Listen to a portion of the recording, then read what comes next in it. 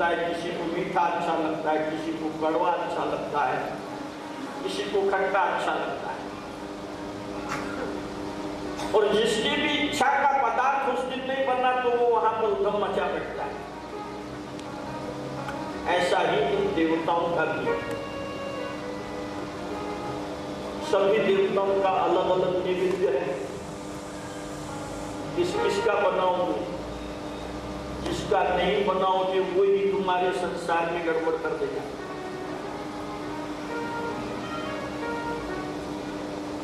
चाहे किसी भी तीर्थ यात्रा को जाओ,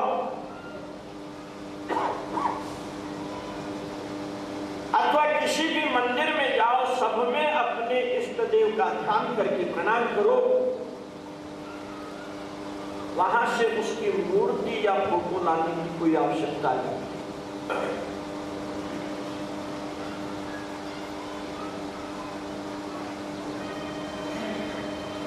जो हमारे परिवार की परंपरा से, गुरु की परंपरा से जो इष्ट देव का हमारे घर में पूजन चलते आया है, उसी का पूजन करें।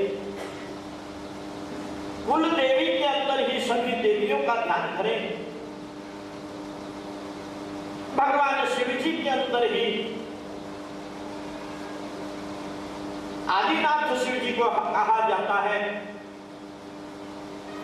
उन्हीं के अंदर दत्तात्रेय का, उन्हीं के अंदर स्वामी समर्थ का, उन्हीं के अंदर सभी संतों का ध्यान करें और उनका पूजन करें। सभी देवताओं को लाने की आवश्यकता नहीं है।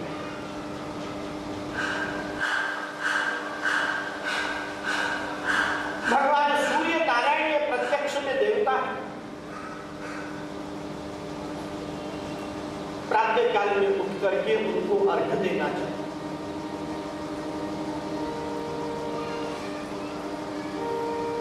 प्रत्यक्ष में 3 देवता कहे गए हैं।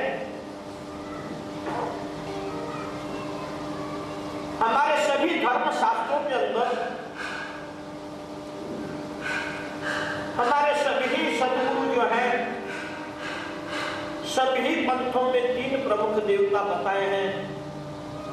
मातृदेवो भव, पितृदेवो भव और आचार्य देवो। गुरु का भी बाद में नंबर आता है, पहले माता पिता। जो व्यक्ति माता पिता की सेवा नहीं कर सकता,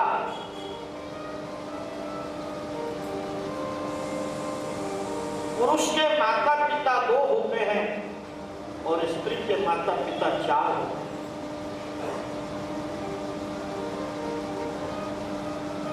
जब तक कुमारिका होती है तब तक जन्म देने वाले माता पिता होते हैं और विवाह होने के बाद सास और ससुर के माता पिता का स्वरूप।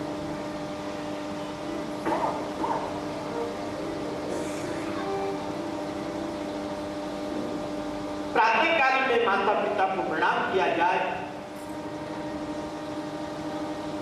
अरे तुम तो महाराष्ट्र में रहते हो, संतों की भूमि है।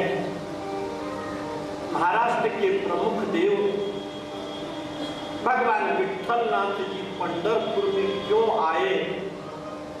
अगर इसको जान जाओगे तो अपने माता पिता की सेवा जरूर करो।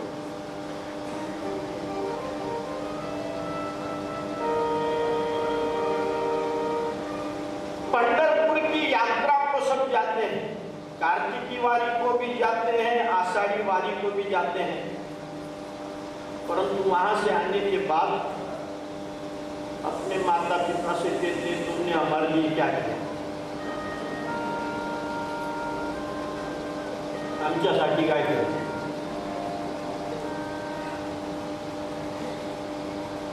अरे गधेड़ा, तेरे को इतना बड़ा किसने किया? किसकी वजह से हुआ?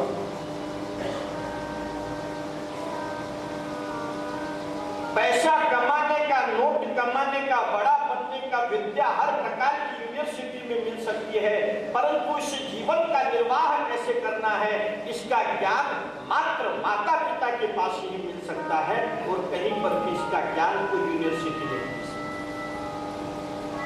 संसार में कैसे रहना, इसका ज्ञान माता पिता से ही मिल सकता है। तो प्रत्यक्ष में देवता है माता पिता और सूर्य नारायण। सूर्य नारायण बुद्धि के दाता है।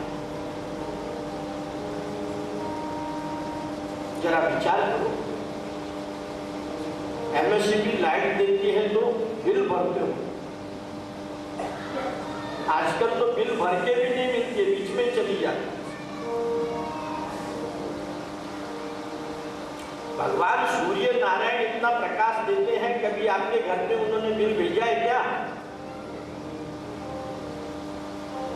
उन्होंने कभी कहा है क्या मैं प्रकाश नहीं दूंगा?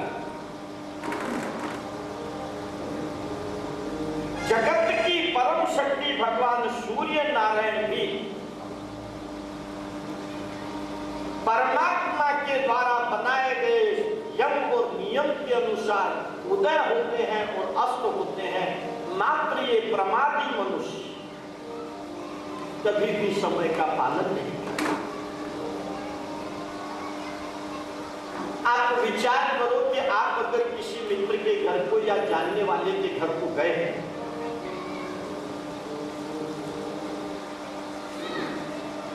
और वह पलंग पर लेटा हुआ है, सोया पड़ा है और आपको बैठने तक के लिए नहीं कह रहा, सोया सोया अभी आपसे बातचीत कर रहा है, तो आपको कैसा लगेगा? देखो कई मार जा रहे हैं, बैठने भी नहीं के बड़े बड़े मासूम बात कर रहे। जगत नियता भगवान सूर्य नारायण जब प्रातः काल में आते हैं तब हम क्या करते हैं?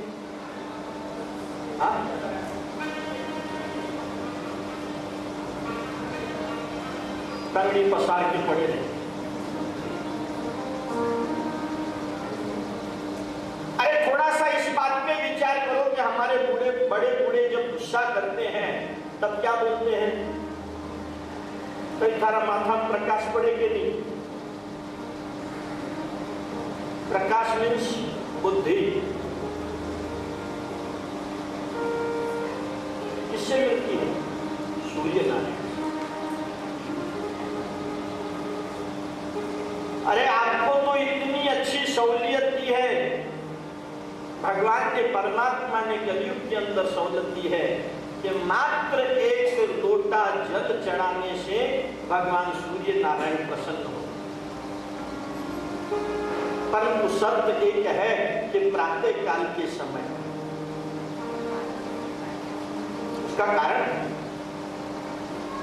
क्या? कारण है उसका कि हम किसी को भी नमस्कार करते हैं, हाथ जोड़ते हैं, वंदन करते हैं, तो उसको देखने के बाद करते हैं या पीछे से करते हैं? सामने से उसको देखने के बाद। तो आजकल जिस समय पर तुम उठते हो उसके बाद, उठने के बाद तुम सूर्य को देख सकते हो क्या? हाँ, उस टाइम पे तो वो प्रखर हो जाएंगे, आंखें बंद हो जाएंगी, उनकी तरफ देखने लगोगे। सूर्योदय के समय पर ही उनको देखा जा सकता है, सूर्योदय पर ही उनका दर्शन किया जा सकता है। आप लोगों को आश्चर्य लगेगा, परंतु ये मेरा खुद का अनुभव है कि मेरे पास में कई माताएं बहनें पत्रिका लेकर आती है अपने बच्चों की, कहती है महाराज 10वीं क्लास है, बच्चा पढ़ता है, मैं और कुछ नहीं करता, मात्र उसको सूर्य को अर्घ्य देने का विधान बताता हूं। प्रातः काल में जल्दी उठ करके सूर्य को अर्घ्य दो, तुम्हारी परीक्षा में अच्छे मार्क्स मिलेंगे।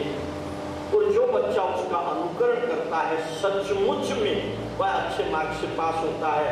जब 10वीं और 12वीं का रिजल्ट लगता है ना, तो मेरे मठ के अंदर वहां पेड़ों के पाकिट पड़े रहते हैं। अनुभव की बात आप लोगों से। आरोग्य भास्कर चिक्षेता, जिसको आरोग्यता चाहिए उसे सूर्य की आराधना। जिसकी दृष्टि कमजोर है और जिसकी बुद्धि कमजोर है उसको भी सूर्य की आराधना। प्रत्यक्ष नारायण का ही अवतार भगवान सूर्य। अतएव प्रातः काल में तांबे के लोटे के अंदर जल लिया जाए, सूर्योदय के समय पर स्नान होने के बाद अगर ज्यादा व्याधि है, ज्यादा परेशान है, तो उस जल के अंदर एक तुलसी का पत्ता रखा जाए, पूर्व दिशा की तरफ मुख करके बारीक धारा से जल छोड़ा जाए, और जो ज्यादा नहीं बोल सकते वह मात्र ओम सूर्याय नमः, ओम सूर्याय नमः, ओम सूर्याय नमः इसका उच्चारण करें। जो थोड़ा ठीक बोल सकते हैं वे ओम सूर्य नारायणाय नमः, ओम सूर्य नारायणाय नमः, ओम सूर्य नारायणाय नमः इस प्रकार से जप करें।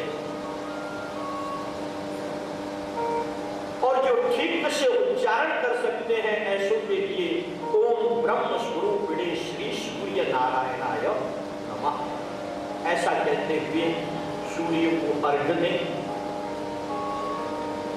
साधारण सी बात है, लोकोपचार में भी अगर हम देखें, सांसारिक व्यवहार में भी अगर हम देखें, तो कोई बहुत बड़ा साधु या कोई बहुत बड़ा नेता हमारे पहचान का हो तो हमारे को कोई तकलीफ देता है क्या? नहीं देता। तो भगवान सूर्य नारायण ये सभी ग्रहों के अधिपति हैं। सब ग्रह उनके पीछे चक्कर लगा रहे हैं। जो सूर्य की आराधना करता है उसको शनि की 7.5 राहु केतु आदि कुछ नहीं बिगाड़ सकता है। परंतु शर्त एक है कि प्रातः काल में जल्दी उठना पड़ेगा, चाहे नाश्ता किए बगैर सूर्य को अर्घ देना पड़ेगा।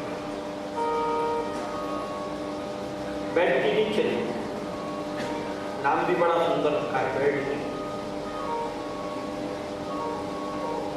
अब बेड के कौन से आप सुनते हैं? आप सुनते, बिस्तर भी होता है और बुरा भी होता है।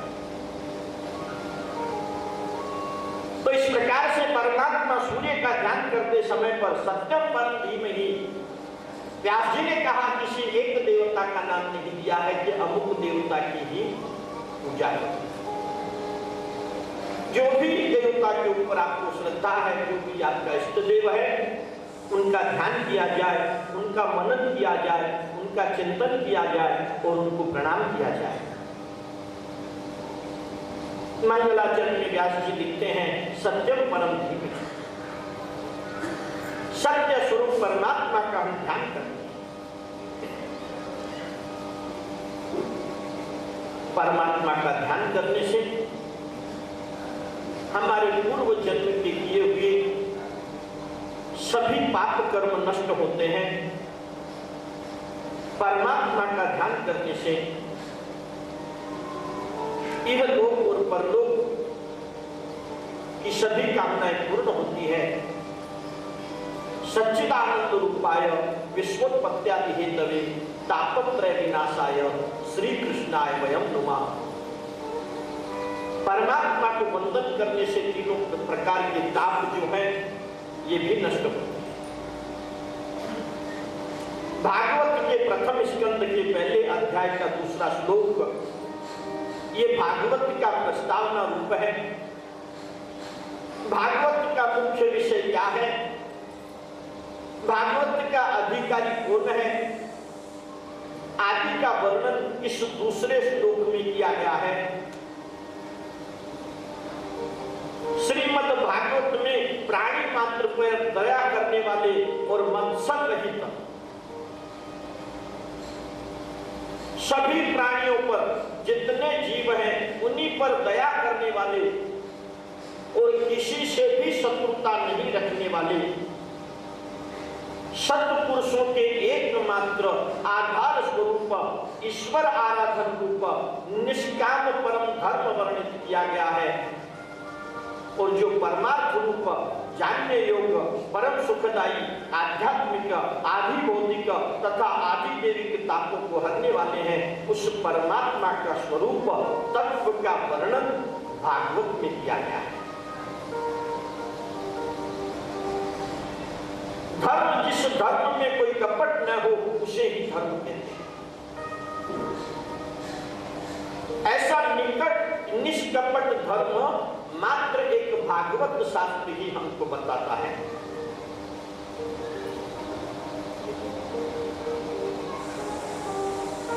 परमात्मा का ध्यान करना है, निष्कपट रूप से ध्यान करना, किसी भी प्रकार की इच्छा न रखते हुए ध्यान करना, निष्कपट रूप से परमात्मा का ध्यान करना।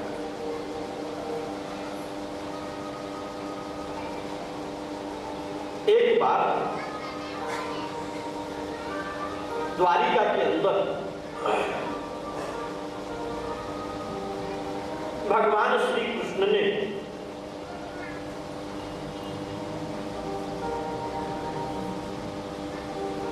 सभी रानियों की परीक्षा करने के लिए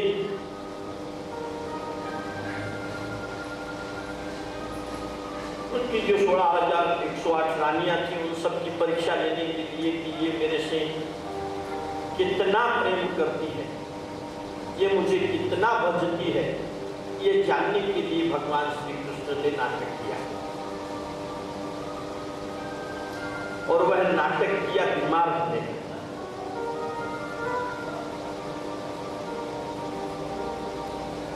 भगवान ओढ़ करके सो गए, अपने आप में खूब पसीना निर्माण कर लिया, इधर उधर थोड़ा सा तड़पने लगे। सभी रानियों ने देखा, बैठ जी को बुलाया, दान धर्म व्रत उपवास आदि के संकल्प किए, सब कुछ किया, फिर भी कृष्ण भगवान ठीक नहीं हुए।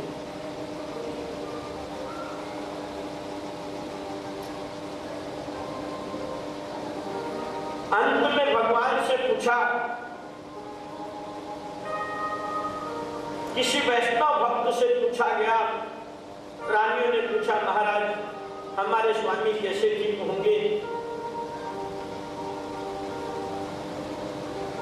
तो उस समय पर स्वयं श्री भगवान ने कहा, श्री कृष्ण ने कहा कि कोई वैष्णव अर्थात मेरा भक्त अपने चरणों की धूल अर्थात चरण रज मुझे दे दे तो मैं ठीक हूं।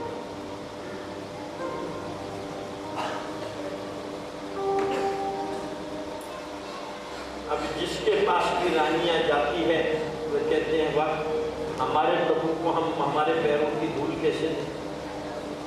हम तो अपनी चरण रज नहीं दे सकते, वो तो हमारे प्रभु हैं, हम उनके दास हैं।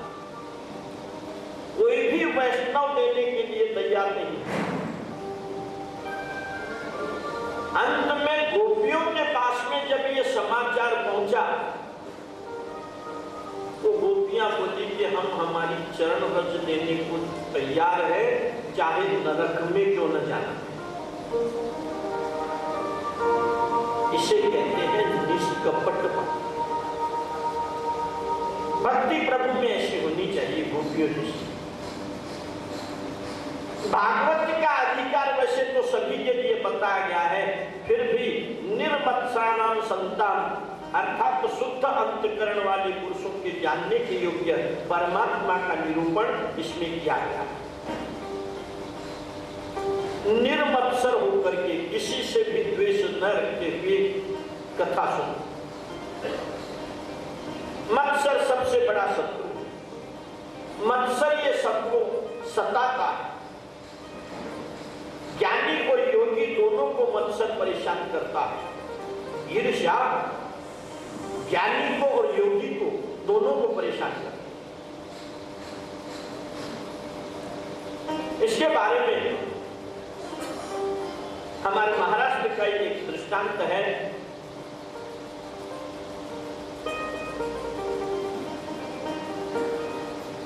हमारे अहमदनगर में ही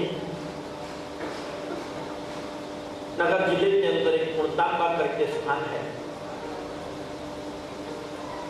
वहां पर चांगदेव ऋषि का स्थान है। ये जो चांगदेव ऋषि हैं, ये बहुत बड़े योगी और सिद्ध पुरुष हैं। 14 वर्ष तक की इनका जीवन था, 1400 वर्ष इनकी आयु थी। इतने दिनों तक ये जिए।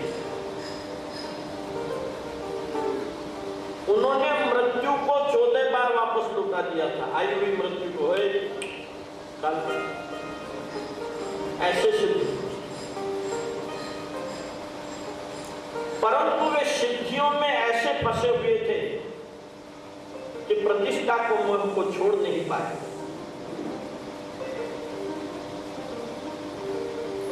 उनके जीवन के अंदर जब उन्होंने ज्ञानदेव जी का नाम सुना,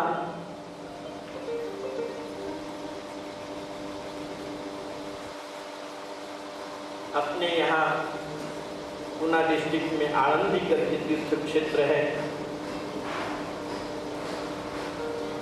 वहां के संत ज्ञानेश्वर जी की कीर्ति जब ये चांगदेव ऋषि के पास में पहुंची,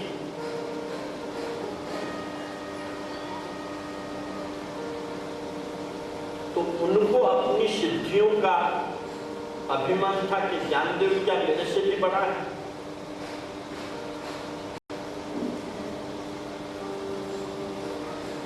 और ये सोच करके ज्ञानदेव जी को एक पत्र लिखने के लिए बैठे।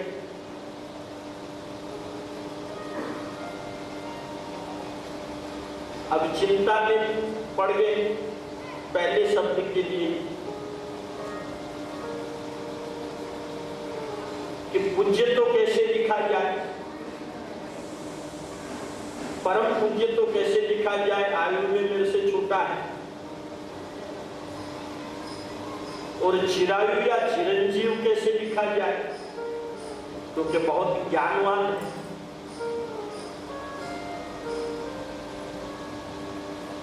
इसलिए पत्र को लिखा नहीं, पूरा ही पोस्ट कर दिया।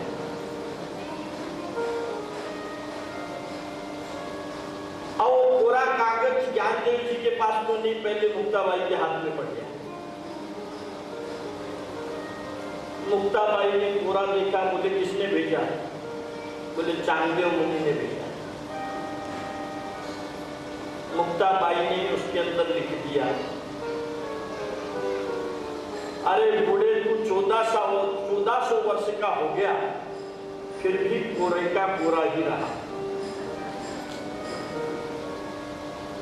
वापस पत्र पहुंचा उधर,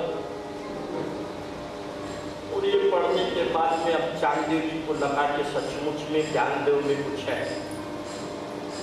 जब उसकी बहन इतना अच्छा उत्तर लिख के भेज सकती है, तो स्वयं ज्ञानदेव कितने ज्ञानी महापुरुष होंगे। ये विचार करके ज्ञानदेव जी से मिलने के लिए चांगदेव महाराज निकले हैं, परंतु फिर भी अपना अभिमान दिखाने की इच्छा थी, इसलिए शेर पर सवार होकर, सिंह पर सवार होकर के चांगदेव जी महाराज निकले ज्ञानदेव जी से मिलने के लिए। इधर ज्ञानदेव जी को पता चला कि महान योगी चांगदेव जी आ रहे हैं, तो जिस कोटे के ऊपर बैठे हुए थे, बुजुर्ग आ रहे हैं, मुझे उनकी अगवानी करनी चाहिए, चल। कोटे को बोला चल, वो दीवार चल पड़ी, और जैसे चांगदेव जी ने देखा कि निर्जीव दीवार चल रही है, स्वयं उस सिंह के ऊपर से नीचे उतर पड़े और ज्ञानदेव जी के चरणों में साष्टांग दंडवत प्रणाम किया।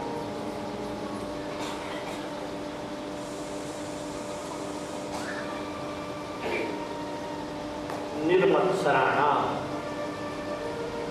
ईर्ष्या करने वाले योगी के लिए भी भागवत की कथा या भगवान को जानना बड़ा मुश्किल है। ज्ञानवान मनुष्य तो बहुत हैं, परंतु संत बिरला ही मिलता है। इसलिए संत बन करके, सज्जन बन करके भगवान का चिंतन करना चाहिए, ध्यान करना चाहिए। संसार के विषयों के पीछे भी जो लगा रहे उसे प्रवीण कैसे कहा जाए। शास्त्र तो यहां तक कहते हैं कि कलयुग के मनुष्य मानव मंद बुद्धि और मंद शक्ति है, सो कठिन मार्ग नहीं अपना सकेंगे। कलयुग के मनुष्य भोगी होने से मंद बुद्धि कहे गए। कलयुग के मानव ऐसे भोगी हैं कि एक ही आसन पर बैठकर 8 घंटे ध्यान नहीं कर सकते। वे अपने को चतुर मानते हैं, किंतु व्यास जी ऐसा मानने को तैयार नहीं।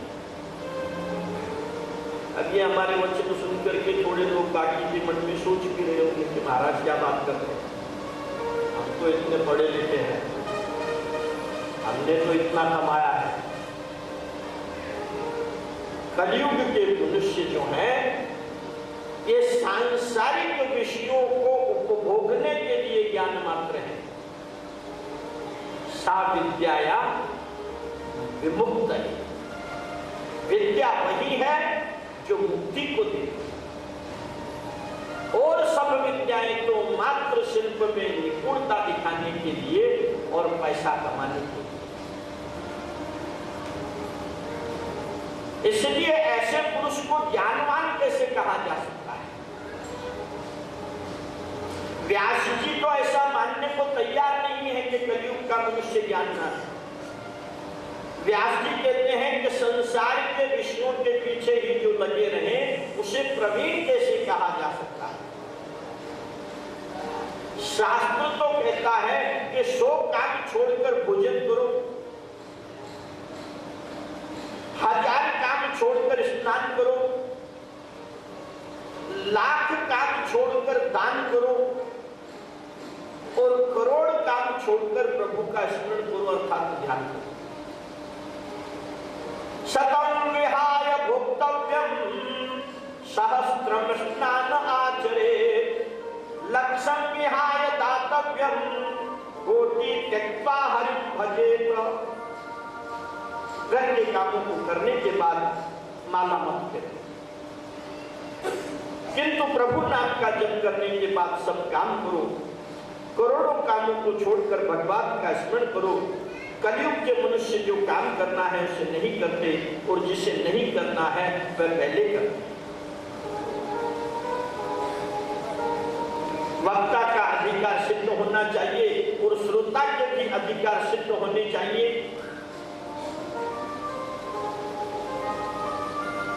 श्रवण के 3 प्रधान अंग हैं, कथा सुनने के 3 प्रधान अंग हैं। पहला तो श्रद्धा, कथा वाचक के ऊपर कथा सुनने वाले को श्रद्धा होनी चाहिए।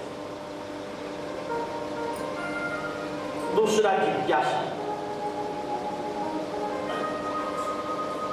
कथा के अंदर क्या कहा जा रहा है यह जानने की इच्छा होनी चाहिए।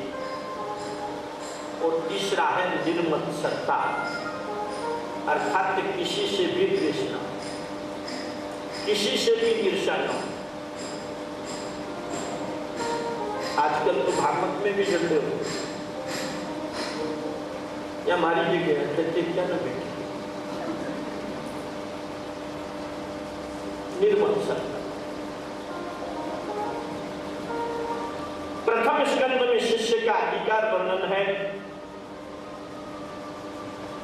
शिष्य कैसा होना चाहिए इसका वर्णन है।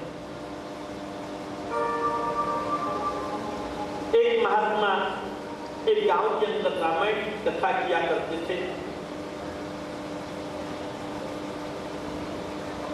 रामायण की कथा संपूर्ण हो गई, पूर्णाहुति का दिन था।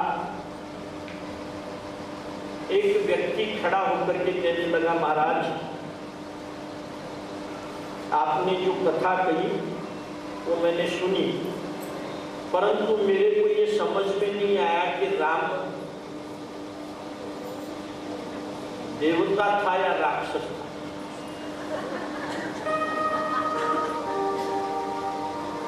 महात्मा जी बोले, महाभाग मैं ही राक्षस हूं जो तुझे नहीं समझा पाया कि राम जी को।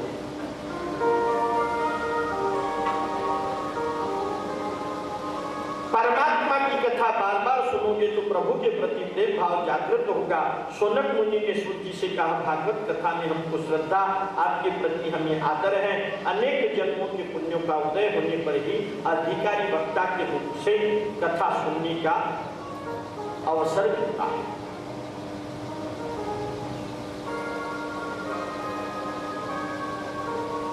महर्षि सूत जी कथा सुनाते सुनाते कहते हैं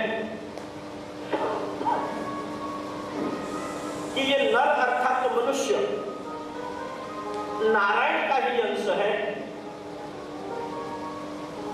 उसका ही मात्र ध्यान हमको करना है, एकमात्र नारायण की ही भक्ति करनी है। इस विचार में नहीं पड़ना है कि हम जब नारायण का अंश हैं तो हम कब अलग हुए, कैसे हुए और क्यों। इस पचड़े में न पड़ते हुए मात्र परमात्मा का ध्यान करना है। उपनिषद ने कहा है कि जीव और ईश्वर साथ साथ बैठे हुए हैं, फिर भी जीव ईश्वर को पहचानता नहीं, जीव बहिर्मुख बने तो वह अंतर्यामी को पहचान सकता। बहिर्मुख अर्थात अपने आप से बाहर, अपने स्वार्थ से बाहर निकल करके विचार करे तो वह परमात्मा को पहचान सकता है।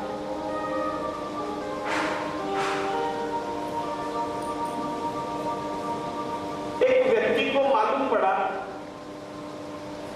कि गंगा किनारे पर रहने वाले महात्मा जी के पास में पारस मणि है।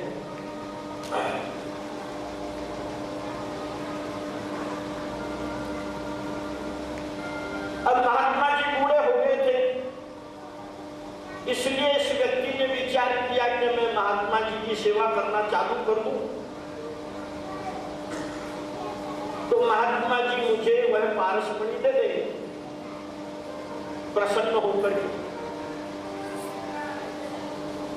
कई दिनों तक जिसने महात्मा जी की सेवा की,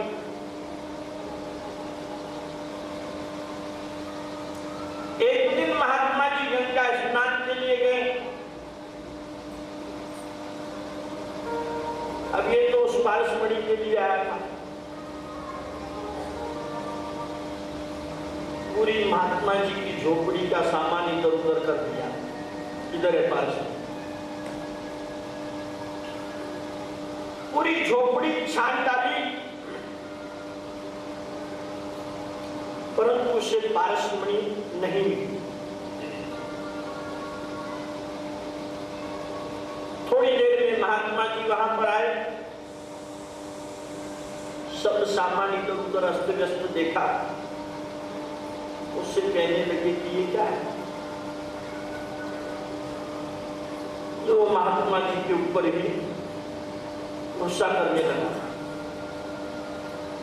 आप झूठे हैं, आपने फालतू फैला रखी है कि आपके पास पारस मणि है, अमुक है, ये वो। मैं वो पारस मणि के लिए तो आपकी सेवा करता था, आपके पास कोई पारस मणि। महात्मा जी ने बोला, पारस मणि तो है मेरे पास। बोले कहाँ है? मैंने तो सब ढूंढ मारा। बोले वो जो लोहे की डब्बी है ना, उसके अंदर पारस मणि रखी। अब इस व्यक्ति ने उस डब्बी को इसलिए नहीं खोला कि पारस मणि से लोहा सोना बन जाता है, और ये तो लोहे की डब्बी है, तो इसमें पारस मणि कहां से होगा। तो ये महात्मा जी से कहने लगा, आप झूठ बोल रहे हैं, पारस मणि होता तो डब्बी सोने की बन जाती। तुमसे सत्य कह रहा हूं कि पारसमणि उस डब्बी में ही है, परंतु मैंने उसको एक कपड़े में लपेट कर रखा।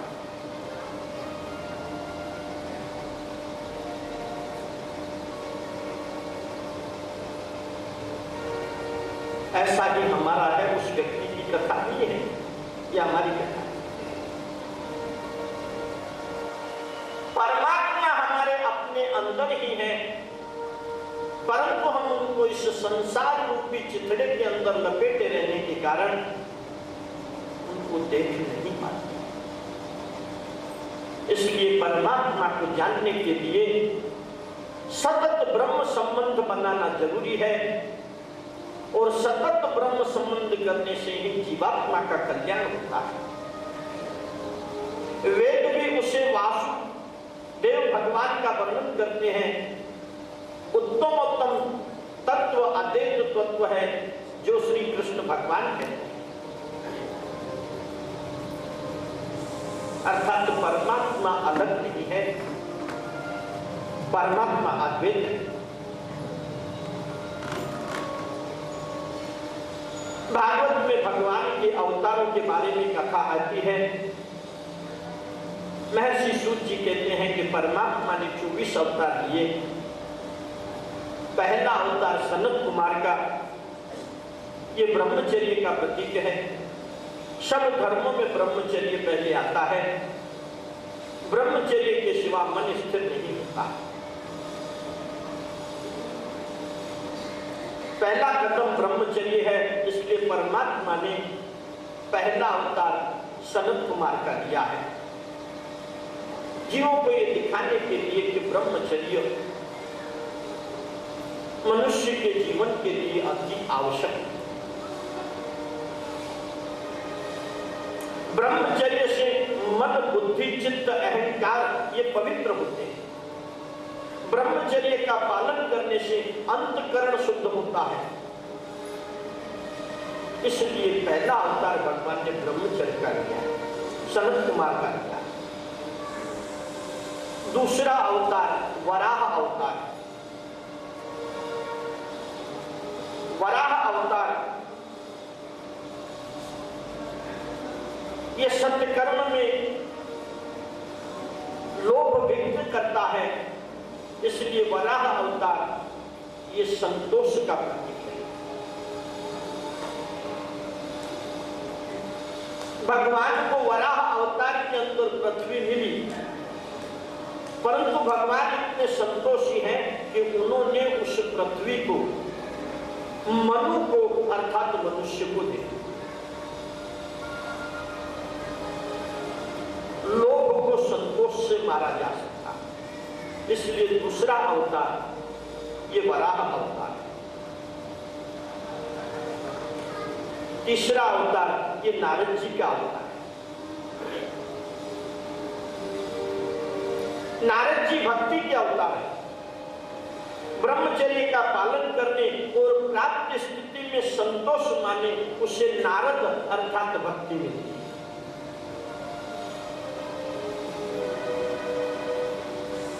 इसलिए तीसरा अवतार नारद का लिया है, चौथा अवतार नर और नारायण का है। भक्ति मिले तो उससे भगवान का साक्षात्कार होता है, भक्ति द्वारा भगवान मिलते हैं, परंतु भक्ति ज्ञान और वैराग्य के बिना होगी तो दृढ़ नहीं होगी, अर्थात मजबूत नहीं होगी। भक्ति ज्ञान और वैराग्य सहित होनी चाहिए। भक्ति में ज्ञान और वैराग्य की जरूरत है, इसलिए पांचवा अवतार कपिल देव मुनि का अर्थात ज्ञान का अवतार। ज्ञान वैराग्य का अवतार कपिल देव मुनि। अपनी माता को आगे कथा आएगी, कपिल गीता का ज्ञान दिया और स्वयं माता पिता के जानने के बाद में वैराग्य को प्राप्त किया, अर्थात गंगा सागर में बैठ करके तपस्या करते। छठा अवतार दत्तात्रेय जी का है। ऊपर बताए हुए 5 गुण ब्रह्मचर्य, संतोष, ज्ञान, भक्ति और वैराग्य आप में आएंगे तो आप त्रिगुणातीत ये दत्तात्रेय जी का अवतार है। गुणातीत होंगे, आप अत्रि होंगे, भगवान आपके यहाँ पर आएंगे। ऊपर के 6 अवतार ब्राह्मण के लिए हैं, 7वां अवतार यज्ञ अवतार है। भगवान ने 7वां अवतार यज्ञ के रूप में लिया है। 8वां अवतार ऋषभदेव जी का है। इनकी आगे कथा आएगी। ऋषभदेव जी ये जैन धर्मियों के प्रथम तीर्थंकर है। 8वां अवतार भगवान ने ऋषभदेव जी का लिया है। 9वां अवतार पृथु राजा का है। आगे पृथु राजा की भी कथा आएगी कि पृथ्वी जिस प्रकार से सभी बीजों को अपने अंदर समा लेती है और पृथ्वी में किसी भी प्रकार की उत्पत्ति नहीं होती है, धान्य आदि कुछ नहीं आता है, तब महाराज पृथु किस प्रकार से पृथ्वी का दोहन करते हैं। तो पृथु महाराज जो है ये 9वां अवतार है और इसी कारण से इस भूमि का नाम पृथ्वी पड़ा। 10वां अवतार मत्स्य नारायण भगवान का है। ये 4 अवतार क्षत्रियों के लिए बताए गए हैं। धर्म का आदर्श बताने के लिए 11वां अवतार ये कूर्मावतार लिया है। समुद्र मंथन के लिए मंदराचल को अपनी पीठ पे धारण करने के लिए भगवान ने कूर्मावतार लिया है। 12वां अवतार समुद्र मंथन में ही निकला है, धन्वंतरी। 13वां अवतार ये मोहिनी नारायण का है। मोहिनी नारायण भगवान ने अमृत बांटने के लिए अवतार लिया था, इसकी कथा भी आ गया है। ये अवतार वैश्यों के लिए, प्रभु ने इन अवतारों में वैश्यों जैसी लीलाएं की है, इसलिए ये अवतार वैश्यों का अवतार है। 14वां अवतार नरसिंह भगवान का है। नरसिंह अवतार ये पुष्टि अवतार है। भक्त प्रहलाद पर कृपा करने के लिए यह अवतार हुआ है। भगवान ने नरसिंह अवतार में प्रहलाद पर कृपा की है। प्रहलाद जैसी दृष्टि से देखेंगे तो स्तंभ में भी अर्थात जड़ वस्तु में भी भगवान का दर्शन। ईश्वर सर्वव्यापक है, ऐसा केवल बोलो नहीं, उसका अपने जीवन में अनुभव, और ऐसा अनुभव करोगे तो आपसे कभी भी पाप नहीं। मनुष्य पाप बड़ी सावधानता पूर्वक करता है और यही कारण है कि पापों का फल कलयुग में भुगतना पड़ता है। मात्र पुण्य करते समय पर दिखावा करता है, इसलिए पुण्यों का फल नहीं प्राप्त।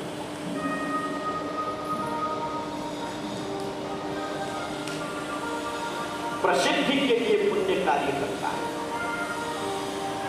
चोरी करते समय पर चारों तरफ देखेगा, कोई देख तो नहीं रहा है, बड़ी सावधानी से चोरी करते।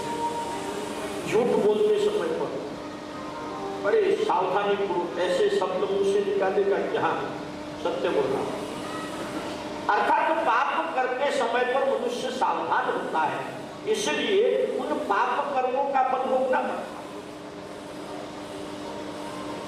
और पुण्य कर्म करते समय पर मनुष्य का मन उस पुण्य कार्य में नहीं होता है, सावधान नहीं रहता है, इसलिए उन पुण्यों का फल उसे प्राप्त नहीं होता है। ईश्वर सर्वव्यापक है, ये दिखाने के लिए ही नरसिंह अवतार हुआ है। और ईश्वर हर जगह हर वस्तु में है, ऐसा जब जानोगे प्रहलाद जी की तरह तो कभी भी पाप नहीं होता।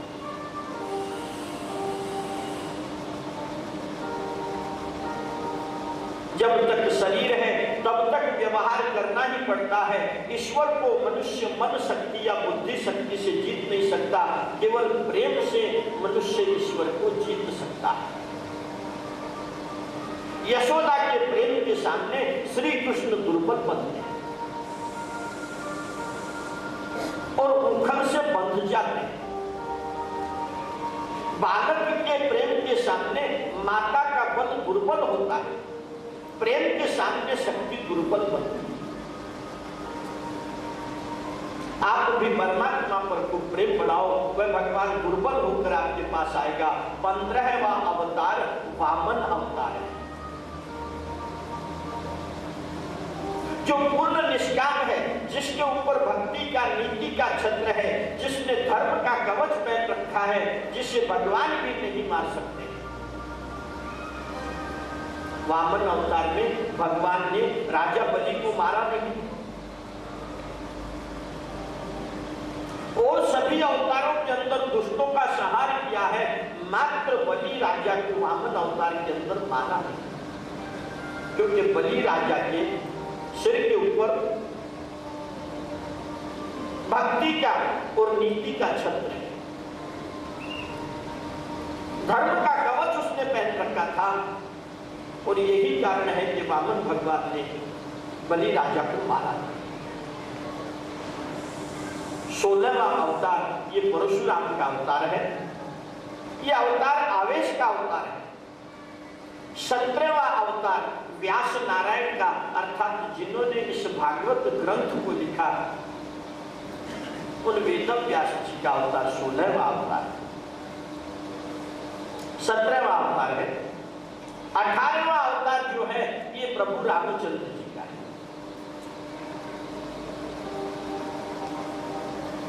ये मर्यादा पुरुषोत्तम का अवतार है।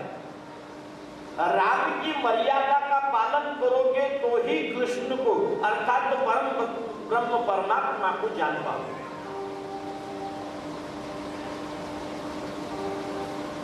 राम जी का अवतार ये मर्यादा का अवतार है। मनुष्य को मर्यादा में रहना चाहिए, मर्यादा में रहते हुए जो प्रभु का ध्यान करता है उसी को नारायण अर्थात परमात्मा श्री कृष्ण की प्राप्ति होती है।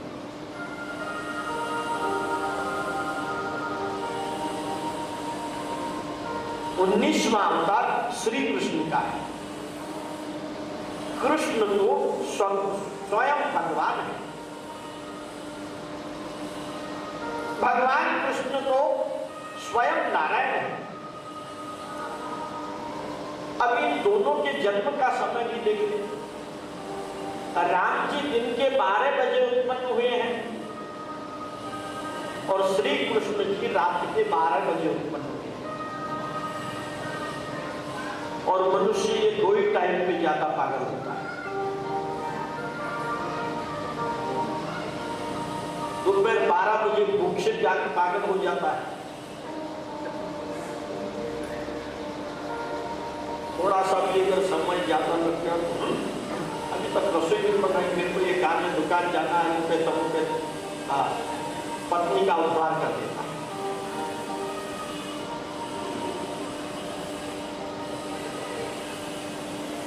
और रात्रि के 12 बजे शरीर सुख के लिए मनुष्य पागल हो जाता है। इसलिए परमात्मा ने इन दोनों समय में राम जी ने मर्यादा पुरुषोत्तम के रूप में जन्म लिया दोपहर 12 बजे। इसलिए दोपहर 12 बजे मर्यादा का पालन करना चाहिए। अपनी माता से भी कई दुष्ट पुत्र तो ऐसे होते हैं कि भोजन अगर तैयार नहीं रहा या भोजन के स्वाद में कुछ गड़बड़ हो गई तो अपनी माता को भी कुछ भी कह देते हैं। आज तक तो इतनी अनीति हो गई है कि कई बार वो पेपर में पढ़ते हैं कि माँ ने ठीक से खाना नहीं दिया तो बेटे ने माँ को मार डाला। कितनी दुख की बात है। और मर्यादा में नहीं रहने के कारण ही ऐसा होता है। इसलिए राम जी की तरह मर्यादा पूर्वक जीवन जियोगे तो ही कृष्ण जी को प्राप्त कर सकोगे, अर्थात परमात्मा को प्राप्त कर सकोगे। और रात के समय पर जब मनुष्य पागल होता है उस समय पर उसे ज्ञान का आश्रय लेना चाहिए। श्री कृष्ण ये ज्ञान की अवतार है। राम जी की मर्यादा का पालन करोगे, राम जी की तरह जीवन जियोगे तो चल सकता है। मात्र हम करते क्या है कि श्री कृष्ण की तरह जीना चाहते हैं।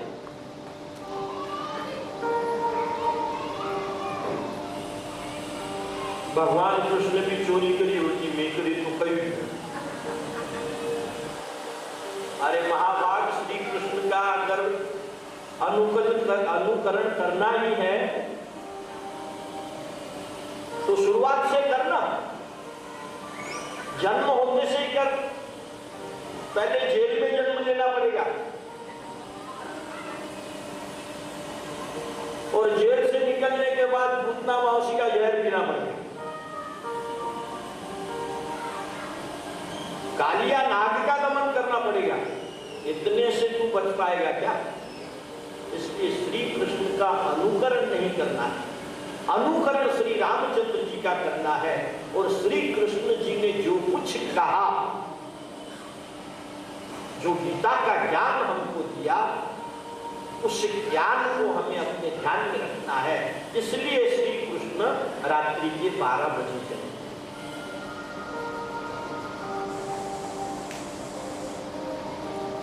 श्री कृष्ण पुष्टि पुरुषोत्तम, पुष्टि अर्थात कृपा करते हैं राम जी की मर्यादा का पालन करने से।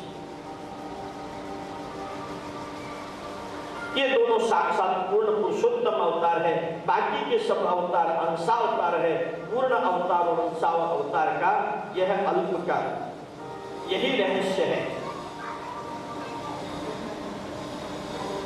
पूर्ण अवतार और अंशावतार में ये फर्क है। अंशा अवतार उसे कहते हैं कि थोड़े से कार्य के लिए, थोड़े दिनों के लिए भगवान अवतार लेते हैं, उसे अंशावतार कहते हैं। और अनंत काल के लिए, अनंत जीवों का कल्याण करने के लिए जो अवतार लेते हैं उसे पूर्णावतार कहते हैं। राम और कृष्ण ये पूर्णावतार है। बाकी के सभी अवतार ये अंशावतार है। और यही कारण है कि राम और कृष्ण का नाम आज भी हम सबका कल्याण कर रहा है, आज भी उनका नाम लिया जा रहा है, इसलिए ये पूर्णावतार है। नाम रूप से आज भी ये हम सबका कल्याण करते हैं, इसलिए ये पूर्णावतार है। अनंत काल तक अनंत जीवों का कल्याण करने के लिए लिया जाने वाला अवतार ही ये पूर्णावतार कहलाता है।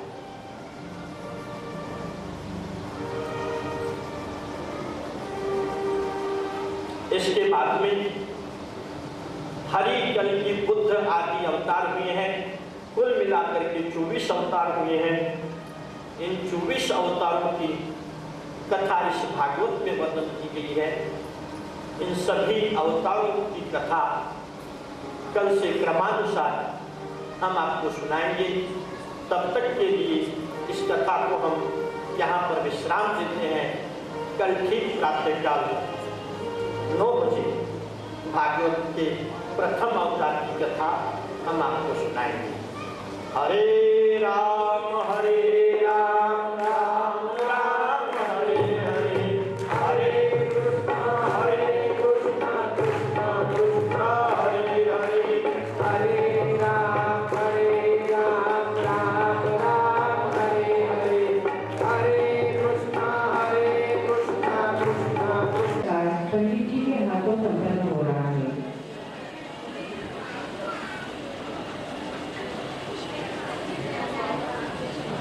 सोमवार के दिन श्री हनुमान चालीसा का पाठ करवा गया है और इसे प्रस्तुत करेंगे श्री लक्ष्मी नारायण सत्संग मंडल अहमदनगर से। 1 तारीख मंगलवार के दिन एक बार फिर आप भजन सजा का आनंद उठाएंगे। इस पर ये सूरत से यहाँ आकर अपनी सेवा आप गुरु जी के चरणों में संपन्न करेंगे।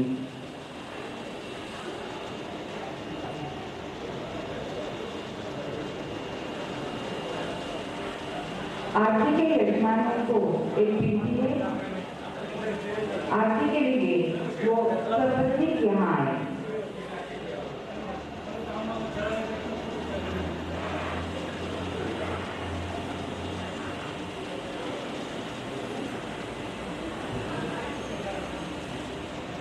व्यासपीठ के सामने नीचे